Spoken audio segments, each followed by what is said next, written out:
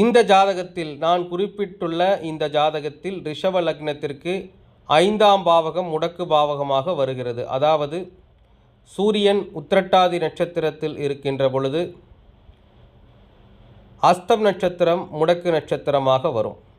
அப்பொழுது அந்த அஸ்தம் நட்சத்திரம் இருக்கக்கூடிய ராசி லக்னத்திற்கு 5வது ராசி. அப்பொழுது இவருடைய ஜாதகத்தில் 5ஆம் பாவகம் முடக்கு பாவகமாக வருகிறது. 5ஆம் இடம் என்பது குழந்தைகள், அவருடைய எண்ணங்கள், திட்டங்கள், குலதெய்வ அனுகிரகம் இவை அனைத்தையும் சொல்லக்கூடிய இடமாகும். ஆக இவருக்கு அந்த 5ஆம் பாவகத்தில் இருக்கின்ற செவ்வாய், சனி இந்த கிரகங்களின் திசை வருகின்ற பொழுதும், புதன் பகவானுடைய திசை வருகின்ற பொழுதும், புதன் பகவானோடு சேர்ந்த சந்திர பகவானுடைய திசை வருகின்ற பொழுதும், அதே போல் இந்த 4 கிரகங்களுடைய புத்திகள் வருகின்ற பொழுதும் அவர் எடுக்கின்ற எண்ணங்கள், திட்டங்கள்